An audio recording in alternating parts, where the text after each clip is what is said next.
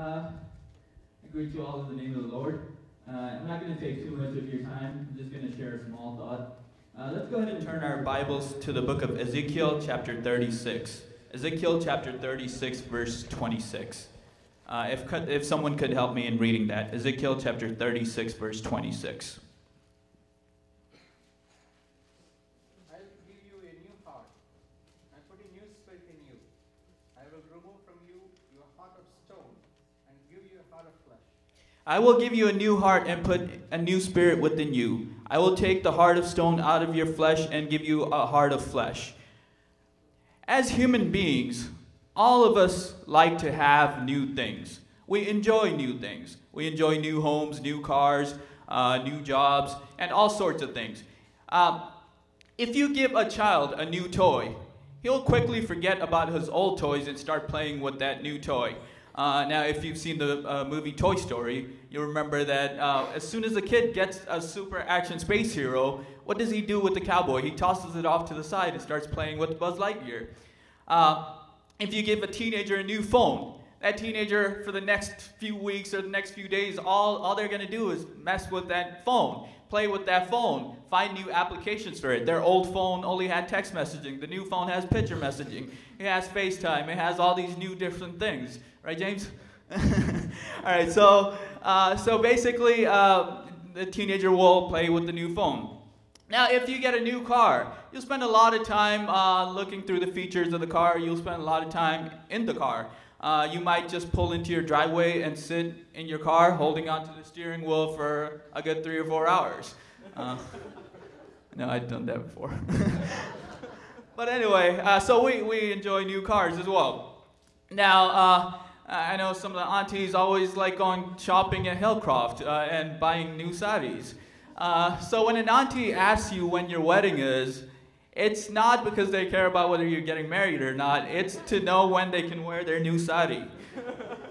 And when an uncle asks you when the next convention or when the next common meeting is, it's so that he can sport his new shirt or his new tie. And so we all enjoy new things, and we all like to use new things and like to spend a lot of time with new things. But what about our new heart? Here in the book of Ezekiel, God is promising us a new heart. Now, all of us, when we come to Christ, we are given a new heart.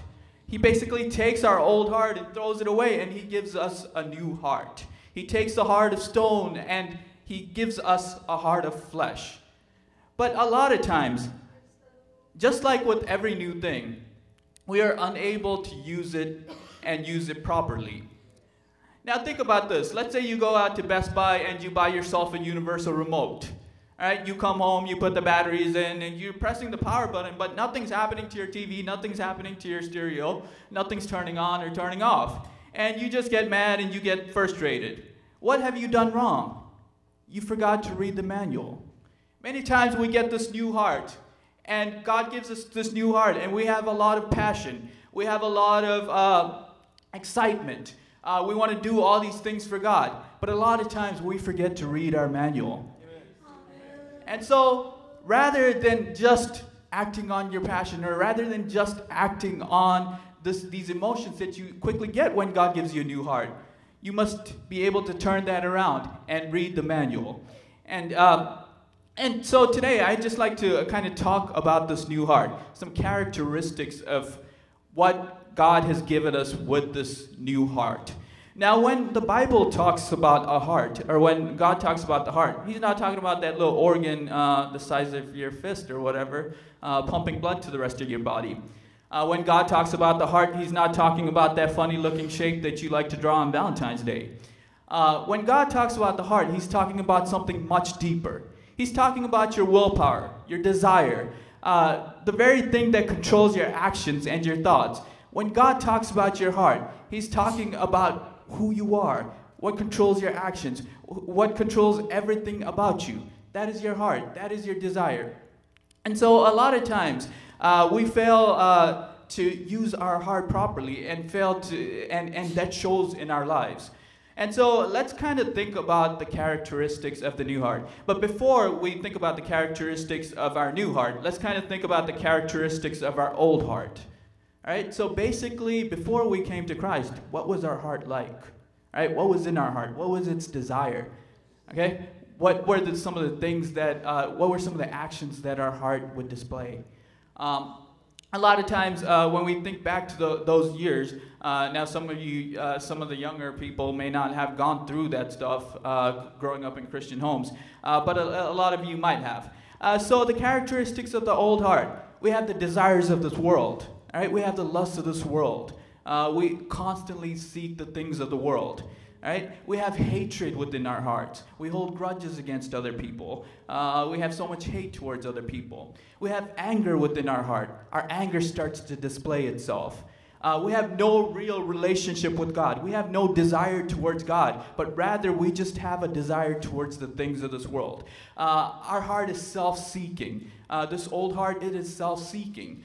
So basically, it is only looking out for its own good. And what else? This heart, it's a heart of stone, so it's very stubborn. So when someone tells you something, when someone tells you that you need to change, you're like, All right? And so you have that attitude. You have a certain stubbornness. You resist positive change. And so basically, these are the characteristics of our old heart.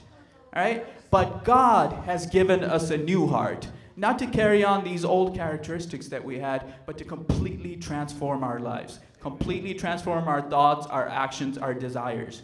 And so basically, let's think about the characteristics of the new heart. Now, let me just say this. A new heart doesn't simply mean being religious. When God gives you a new heart, you want to do a lot of different things. You want to go to church more. You want to sing songs. You want to do all these other things. But a new heart simply doesn't mean being religious. Okay, so when we look at the Old Testament and the New Testament, we see many people that basically went into that aspect of religiousness, but had no change within their heart. Now, in the time of Jesus, some of the religious leaders, some of the Pharisees, their biggest problem was this. They did all these things outwardly. Outwardly, they were so holy. They were so righteous. Before men, they were the perfect people. They were so close to God, but they didn't have the heart. When they looked at themselves, they were the best people. But when Jesus looked at them, and we see this all throughout Matthew chapter 23, when Jesus looked at them, it was a different story. He saw cups that were sparkling clean on the outside, but dirty on the inside. He saw tombs that were whitewashed and pretty on the outside, but inside full of dead men's bones. He saw people that honored God with their lips, but their hearts were far away from him. And so basically, just being religious doesn't mean that you're using your new heart.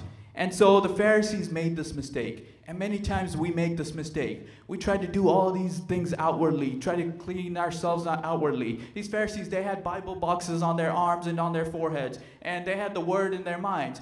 But they forgot about the heart of it.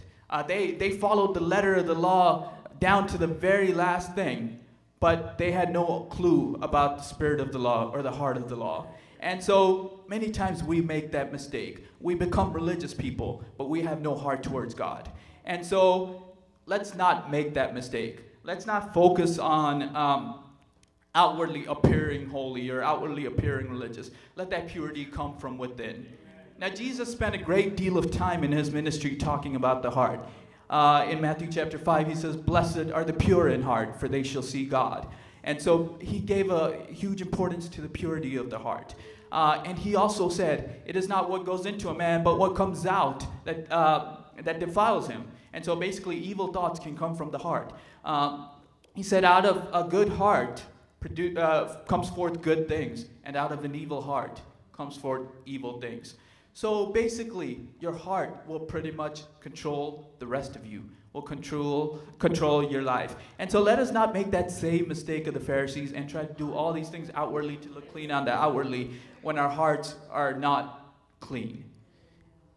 So basically, let's go ahead and look at the characteristics of the new heart.